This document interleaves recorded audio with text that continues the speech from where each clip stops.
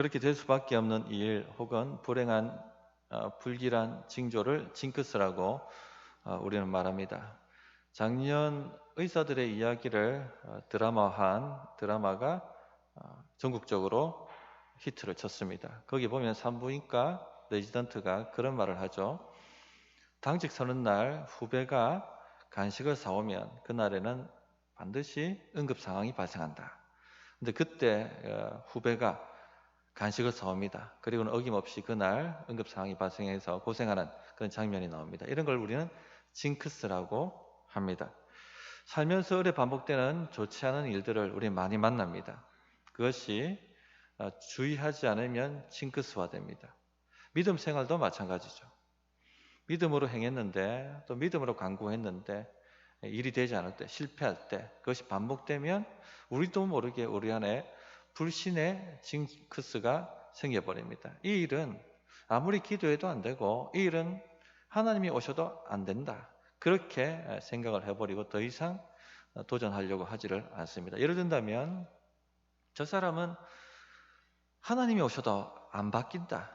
성령님이 오셔도 저 사람은 절대 안 바뀐다. 이런 표현들 우리가 자꾸 쓰지 않습니까? 이런 게 다 불신의 징크스입니다. 오늘 말씀을 보면 철병거 징크스가 나옵니다.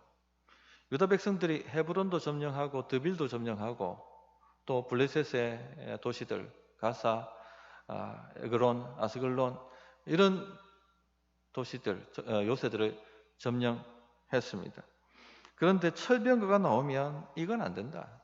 하나님이 오셔도 안 되고 믿음으로 해도 안 되는 일이다 라고 했습니다. 이런 불신의 징크스가 깨지지 않으면 더 이상 전진할 수가 없죠. 더 이상 정복할 수가 없습니다. 거기서 머물 수밖에 없는 거죠. 오히려 나중에는 역전이 일어납니다. 가나안 족에게 정복당하는 그런 역전이 일어나는 거죠. 정복하지 않으면 정복당하니까. 그래서 혹 우리 안에 이런 불신의 징크스가 있다면 깨어버려야 합니다. 이 징크스를 깨기 전에는 절대 앞으로 한 발자국도 전진하지 못합니다. 발전할 수가 없습니다. 17절, 18절을 보시면 믿음으로 나갔던 유다가 싸움은 치열했지만 형통했고 승리했다는 얘기가 나오죠. 유다가 그의 형제 시몬과 함께 가서 스밧에 거주하는 가나안 족속을 쳐서 그곳을 진멸하였으므로 그 성읍의 이름을 호르마라 하니라. 유다가 또 가사 및 그 지역과 아스글론 및 그 지역과 에그론 및 그 지역을 점령하였고 이렇게 말씀하고 있습니다. 가는 곳마다 형통했고 가는 곳마다 파죽지세로 몰아붙였고 승리했고 형통했고 이 얘기들이 나옵니다. 특히 여기서 이제 주목하셔야 될 것이 블레셋의 도시들을 점령했다는 것을 얘기하고 있죠. 가사, 아스글론, 에글론 다 블레셋의 영토입니다. 사사기 읽어보신 분들, 왕정시대 읽어보신 분들, 사무엘상하 읽어보신 분들, 가장 이스라엘 백성들을 괴롭혔던 족속이 누굽니까? 블레셋입니다. 블레셋. 이스라엘 백성들 발목 잡았던 민족이 블레셋입니다. 그런데 초기에 유다가 이 블레셋을 완전히 정복했다는 얘기예요. 왜 이처럼 블레셋이 이스라엘 백성들을 힘들게 했냐면 블레셋은 철기 문화를 가진 민족이었어요. 근데 지금 이스라엘 민족은 청동기 문화입니다. 청동기 문화가 철기 문화를 정복할 수는 없습니다. 근데 그런 일이 일어난 거죠. 믿음으로 청동기 문화가 철기 문화를 정복시켰습니다. 19절에 여호와께서 유다와 함께 계셨으므로 그가 산지 주민을 쫓아내었으나 하나님이 함께 해주신다는 믿음으로 도전했더니 하나님의 능력으로 청동기 문화가 철기 문화를 쫓아내었습니다. 자, 그런데 불길한 예감을 주는 말씀이 탁 하고 그 뒤에 따라 나옵니다. 19절 하반절을 보십시오. 골짜기의 주민들은 철병거가 있으므로 그들을 쫓아내지 못하였으며 이 당시 철병거는 오늘로 치면은 장갑차나 전차, 탱크라고 보시면 됩니다. 병거의 바퀴 옆에 날카로운 칼날을 달아서 전장을 휘젓기만 하면은 수많은 사람들이 그냥 초토화되어 버렸죠. 이런 철병거가 나타나면 속수무책이었습니다. 이런 철병거가 있으면 믿음으로 정복을 못할까요? 이런 철병거가 있으면 하나님의 약속으로도 안 되고 하나님이 함께 하시는 것으로도 부족할까요? 성도님들 놀랍지 않습니까? 믿음으로 블레셋의 도시들을 정복했었습니다. 가사, 아스글론, 에그론 이런 요새 같은 도시들을 점령했었습니다. 그런데 철병거 앞에서는요, 믿음을 발휘하지 못합니다. 또 헤브론은 굉장히 중요한 도시거든요. 근데 그 헤브론도 정복했던 유다가 철병거 앞에서는요, 꼬리를 내리고 있습니다. 이런 걸 징크스라고 하죠. 철병거 징크스, 불신의 징크스. 처음에는 철병거가 있든 말든 믿음으로 공격을 해봤을 것입니다. 그런데 완전히 초토화됐겠죠. 다시 한번 믿음으로 힘을 내어서 공격을 해봤을 것입니다. 여전히 초토화됐을 것입니다. 한두 번 실패하고 나니까 철병거는 안 되는갑다. 하나님이 계셔도 철병거는 안 되는갑다 라는 징크스가 생겨버린 것입니다. 여호수아 17장을 보면 이 이스라엘 백성들 가운데 철병거 징크스가 얼마나 많이 퍼져 있었는가 하는 것을 이야기해주는 장면이 나옵니다. 에브라임 지파가 여호수아한테 와서 정복하지 못하겠다고 말합니다. 왜냐하면 철병거가 있기 때문에 정복하지 못하겠습니다. 그런 말을 합니다. 정말 철병거가 있으면 정복하지 못할까요? 정말 철병거가 있으면 하나님이 계셔도 하나님도 못하시는 것일까요? 여호수아가 그런 에브라임 지파에게 이렇게 따끔하게 이야기를 하죠. 여호수아 17장 18절에 보면 그 산지도 내 것이 되리니 비록 살림이라도 내가 개척하라. 그 끝까지 내 것이 되리라. 가나안 족속이 비록 철병거를 가졌고 강할지라도 내가 능히 그를 쫓아내리라. 된다는 것입니다. 철병거는 하나님 앞에서 전혀 문제가 되지 않습니다. 문제가 되는 게 뭡니까? 철병거에 대한 두려움이에요. 징크스죠. 이것이 문제가 되는 겁니다. 두려움은, 징크스도 일종의 두려움이죠. 두려움은 믿음을 갉아버립니다. 갉아먹습니다. 풍랑을 밟았던 베드로가 믿음으로 밟았던 그 베드로가 순간 그 밟았던 풍랑에 함몰되죠. 빠져들어갑니다. 왜 그렇습니까? 두려웠기 때문에, 두려워지기 시작했기 때문에, 공포가 찾아왔기 때문에. 이처럼 두려움은 믿음을 박살내버립니다. 갉아버립니다. 혹 우리 성도님들 가운데도 이런 철병거 징크스를 가지고 계신 분은 없습니까? 내가 아무리 했는데, 내가 믿음으로 도전했는데, 믿음으로 기도했는데 이 문제는 하나님이 계셔도 안 되더라. 그렇게 말하는 문제가 있습니까? 그래서 더 이상 기도할 생각도 안 들고 더 이상 도전할 마음도 없고 그냥 그 철병거가 금꺼준 그 테두리 안에서 더 이상 벗어나지 못하고 살아가는 그런 삶을 살고 있지는 않습니까? 성도님들, 이것 돌파 못하면 더 이상의 진전은 없습니다. 더 이상의 발전도 없고 더 이상 정복할 수 있는 것도 없습니다. 오히려 정복당하게 됩니다. 그렇게 그 철병거가 금꺼놓은 안에서 안주하면 유지되는 것이 아니라 오히려 잡아먹히게 되는 겁니다. 정복하지 않으면 정복당하게 되어 있습니다. 이 불신은요, 한번 기회를 주면 그냥 거기서 머무는 것이 아니라 야금야금 들어와서 우리의 믿음을 전부 갉아먹어 버립니다. 그러므로 반드시 이 불신의 징크스는 돌파해야 합니다. 깨버려야 합니다. 다시 도전하고 다시 기도하고 그렇게 해야 하는 것이죠. 사실 이스라엘 백성들이 유다가 이 징크스를 깨고 지금까지 나왔던 거예요. 근데 철병거라는 막강한 세력 앞에 자신들이 어떻게 정복을 해왔는지를 기억하고 다시 그 원래 했던 그 원리로 돌아가서 맞부딪혔다면 철병거도 넘어설 수가 있었습니다. 자, 우리는 이런 유다의 성공과 실패를 바라보면서 어떻게 이 불신의 징크스를 깨야 하는지 하는 방법을 좀 체득해 가야겠습니다. 어떻게 이 불신의 징크스를 깨야 되느냐? 유다가 했던 옛날의 방법을 그대로 쓰면 됩니다. 하나님의 약속을 붙드는 겁니다. 다시 하나님의 약속을 붙드는 것입니다. 그 10절을 보시면 유다가 헤브론을 정복한 내용이 나오지 않습니까? 유다가 또 가서 헤브론에 거주하는 가나안 족속을 쳐서 세세와 아이만과 달메를 죽였더라. 헤브론의 본 이름은 기럇 아르바였더라. 헤브론은 거인족 아낙 자손의 도시입니다. 그러니까 헤브론을 정복하지 않으면 더 이상의 정복이나 진전은 없는 것이죠. 헤브론의 본 이름을 기럇 아르바라고 했습니다. 기럇 아르바, 아르바의 도시란 얘기입니다. 아르바는 아낙의 아버지입니다. 그러니까 완전히 거인족의 도시, 거인족 용사들의 도시가 되겠죠. 세세와 하이만과 달메는 아낙 자손들이죠. 이 자손들을 쳐 부쉈습니다. 믿음으로 정복을 했던 것이죠. 여호수아 14장에 보면 이 일을 했던 사람이 바로 믿음의 거장 갈렙, 85세의 갈렙이었다 하는 것을 우리에게 알려줍니다. 여호수아 14장 9절에 보면 갈렙이 여호수아에게 이런 말을 하죠. 그날에 모세가 맹세하여 이르되 내가 내 하나님 여호와께 충성하였은즉 내 발로 밟는 땅은 영원히 너와 내 자손의 기업이 되리라 하였나이다. 그날이 언제입니까? 모세가 12정탐꾼을 가나안 땅에 보냈던 그날입니다. 10명의 정탐꾼이 와서 믿음 없는 불신의 보고를 하죠. 거기에 가봤더니 장대한 족속 아낙 자손이 있고 그들의 요새는 어마어마했다. 우리가 보기에 우리는 그들의 밥이다.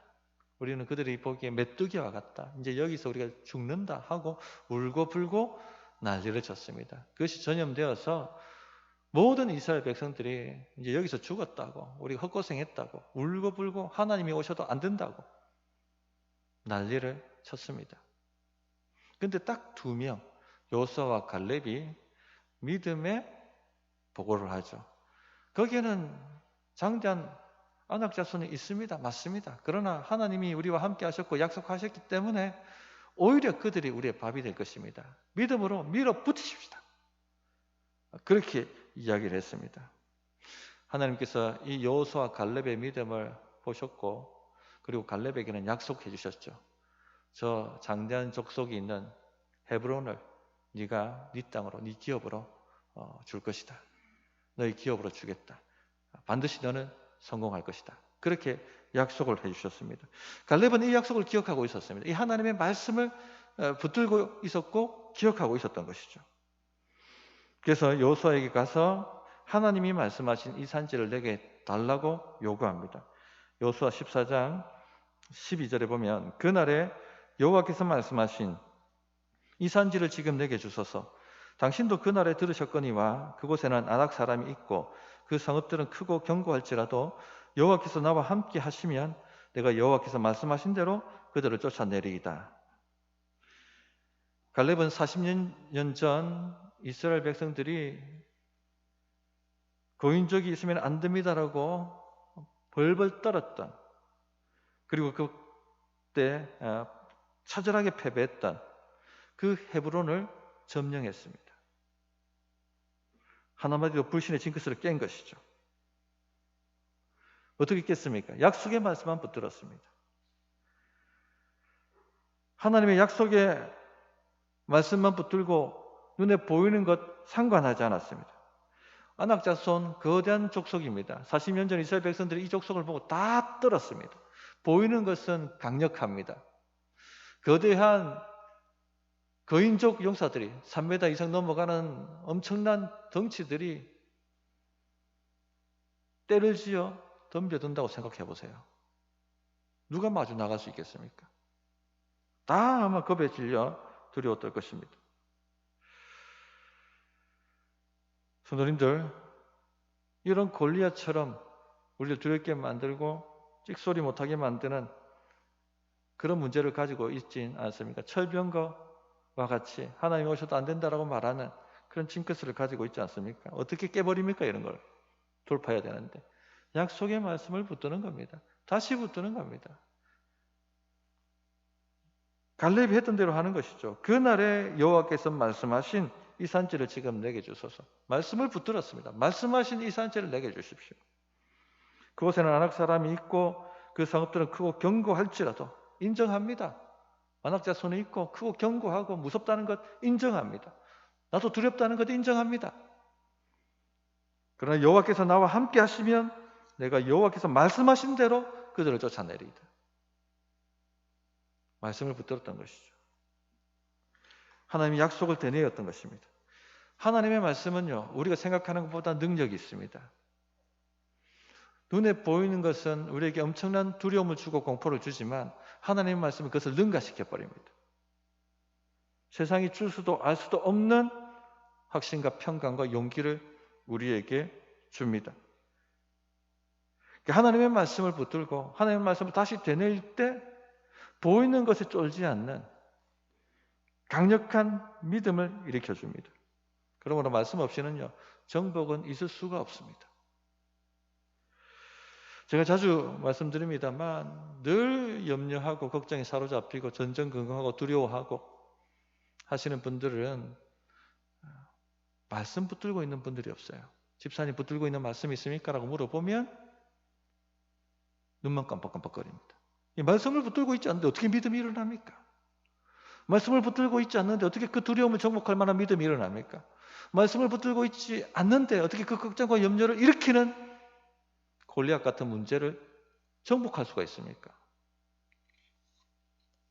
어디서 믿음이 생기겠습니까? 말씀 없이. 그러므로 우리 성도님들의 발목을 부여잡고 있는 그 불신의 징크스를 깨려고 한다면 말씀을 다시 붙드십시오. 되뇌이십시오. 그러면 이기는 믿음이 일어납니다. 불신의 징크스를 또 못 깨는 이유 중에 하나가 안 된다고 도전하지 않기 때문입니다. 그래서 두 번째 방법이 뭐냐? 믿음으로 도전해야 됩니다. 또 도전하고 또 도전하고. 골리앗과 다윗 이야기 우리가 잘 알고 있지 않습니까? 골리앗이 나타났어요. 거인족 안악자손 후예지 않습니까? 40일 동안 이스라엘 군대를 모욕했습니다. 살아계신 하나님의 군대를 모욕했습니다. 아무도 골리앗을 정복하지 못했습니다. 왜 그렇습니까? 도전하신 사람이 없으니까.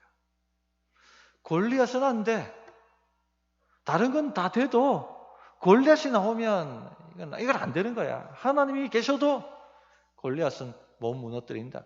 다시 거인족 징크스가 살아난 겁니다. 그러니까 40일 동안 아무도 골리앗을 정복하지 못한 것이죠. 도전한 사람이 없었습니다. 근데 그때 혜성처럼 나타난 한 사람이 있었지 않습니까? 바로 다윗. 내가 하겠습니다. 정복합니다. 왜? 도전했으니까. 믿음으로 도전했기 때문에 골리앗을 잡았던 것입니다. 오늘 말씀에 보면 온니엘이 그와 같은 사람이죠. 온니엘이 어떻게 드비를 정복합니까? 도전했기 때문에. 이 일로 온니엘은 사사기에 보면 12명의 사사가 이야기가 나오는데 첫 번째 사사가 됩니다. 유다가 헤브론 정복하고 난 이후에 드빌로 진격합니다. 그때 갈렙의 나이가 85세입니다. 더 이상 전장에 앞장설 만한 나이가 아닌 것이죠. 그래서 누가 이 드빌 정복을 할 것인가? 누가 도전할 것인가? 만약 도전해서 정복하게 되면 내 딸 악사를 아내로 주겠다. 그 말은 내 후임자로 삼겠다. 내 후계자로 삼겠다. 그런 타이틀을 걸었던 것이죠. 누가 도전합니까? 온니엘이 도전합니다. 그리고 그는 해내죠. 13절을 보면 갈렙의 아우 그나스의 아들인 온니엘이 그것을 점령하였으므로 갈렙이 그의 딸 악사를 그에게 아내로 주었더라. 근데 오해하지 마세요. 지금 싸우면 강대국이 약소국을 점령하는 그런 싸움이 아닙니다. 오히려 반대입니다. 약소국이 강대국을 쳐들어가서 점령하는 그런 싸움입니다. 믿음 없으면 할 수 없는 싸움인 것이죠. 청동기 문화가 철기 문화를 쳐들어가고 있는 겁니다. 칼과 칼이 부딪히면 뭐가 날아갑니까? 청동기 겁이 날아가 버린 거예요. 누가 앞장서가지고 이 전쟁을 수행할 것인가? 도전하는 믿음이 있는 사람만 할 수가 있는 일이에요. 그래서 갈렙이 걸었던 유일한 조건이 뭐냐? 믿음이 있느냐? 그것도 도전할 수 있는 믿음이 있느냐? 이런 사람이면 내 후계자가 될 수 있고 사사가 될 수 있다. 그렇게 조건을 걸었던 것입니다. 딸을 주겠다. 오해하지 마세요. 오늘 현대의 눈으로 보면 이게 무슨 가부장적인 발상인가? 그런 생각을 할 것입니다. 만약에 오늘 이런 일이 일어났다면 뉴스에 대서특필을 하겠죠. 도대체 지금 무슨 시대인데, 어떤 시대인데 이런 사람이 있나 하고 막 그렇게 이야기를 나올 것입니다. 이 시대의 관점에서 성경을 읽으면 안 된다고 전에 말씀드렸죠. 그 시대의 관점에서 성경을 읽고 믿음의 원리를 파악해서 2000년이라는 4000년이라는 시간을 뛰어넘어서 오늘 이 시대에 적용을 시켜야 되는 겁니다. 이게 성경 해석이고 이게 설교입니다. 고대 사회에서 딸의 배우자를 고르는 사람은 부모였습니다. 아들도 부모가 골라줬죠. 그래서 아브라함이 이삭의 아내를 구할 때 어떻게 합니까? 본인이 선택해 주죠. 이 가나안족 딸 말고 내 본토 집에 가서 아내를 구해와야 된다 하고 종에게 시켜서 본토 친척 아비 집으로 아내를 구하러 보내지 않습니까? 특히 신앙인에게 더욱 그랬습니다. 가나안 땅에는 온통 우상 숭배자들이 가득했습니다. 이런 우상 숭배자들이 가득한 곳에서 살아남을 뿐만 아니라 이 땅들을 정복해 가려면 믿음의 가정 아니고서는 될 수가 없는 것이죠. 우리 시대도 마찬가지입니다. 우리 시대, 우리 이 문턱만 나서시면 세속주의에 완전히 찌들려져 있는 사람들이 우글우글거리는 곳입니다. 곳곳에 보이지 않는 우상이 가득하고 그 우상을 미친 듯이 숭배하는 사람들로 가득 찬 곳이 바로 이 세상이에요. 어떻게 이 영적 가난을 정복하고 다스릴 수가 있습니까? 믿음의 가정 아니고서는 결코 할 수가 없는 거예요. 그래서 갈렙이 내건 조건이 뭡니까? 믿음이었습니다. 믿음. 도전할 수 있는 믿음. 우리 부모님들이 참고하십시오. 도전할 수 있는 믿음이 있느냐 없느냐.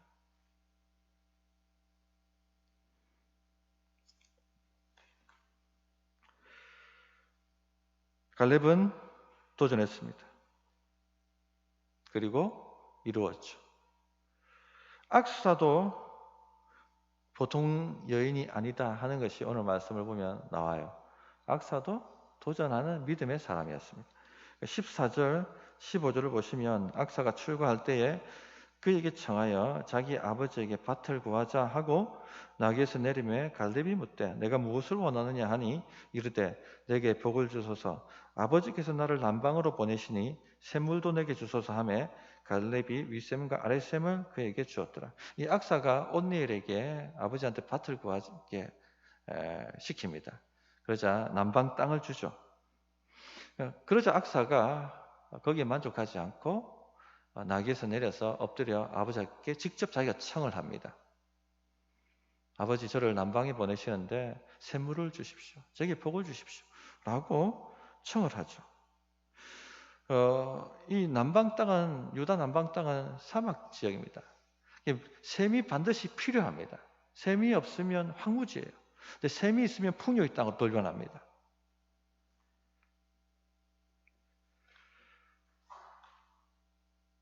그런데 당시 딸들에게는요, 기업을 물려주지 않습니다. 딸은 달라고 요구도 안 했고 요구해도 주지 않는 시대였고 이게 하나의 징크스였어요. 딸은 안 돼. 딸은 구해도 안 돼. 그게 징크스였습니다. 그런데 악사가 어떻게 해요?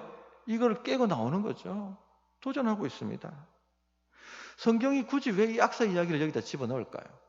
없어도 문맥의 흐름이 전혀 이상이 없습니다. 악사가 지혜로웠다? 그 얘기 하려고요? 아닙니다. 믿음이란 게 뭔지, 믿음으로 어떻게 땅을 정복해야 되는지를 보여주고 있는 것입니다. 하나님이 약속하셨고 하나님이 취하라고 하셨다면 도전하라는 것이죠. 구하고 찾고 두드리라는 것입니다. 가만히 앉아 있으면 되지 않는다는 것입니다. 가만히 앉아서 모든 일이 자동적으로 나를 위해서 내가 원하는 방향으로 돌아갈 것이라고 절대 그런 일은 일어나지 않습니다. 믿음으로 취하고 정복해야 되는 겁니다. 그래서 딸은 안 돼. 그런 게 어딨어. 하나님이 구하라고 하셨고 하나님 찾으라고 하셨다면 주신다고 하셨는데 하고 악사가 도전을 했던 것입니다. 요즘 신자들 중에도 목사님 믿음만으로 됩니까? 요즘 시대가 어느 시대인데 그렇게 말씀하시는 분들이 있습니다. 불신의 징크스죠. 불신의 징크스에 콱 잡혀가지고 목사님 믿음만으로 되는 줄 아십니까? 이 교회당 밖에 거대한 안악족성들, 우상숭배자들, 세속주의자들이 가득가득 있다는 것을 인정합니다. 두렵습니다. 호락호락하지 않다는 것 알고 있습니다. 어렵다는 것도 알고 있습니다. 그러나 성경이 뭐라고 얘기합니까? 믿음으로 된다라고 말씀하고 있습니다.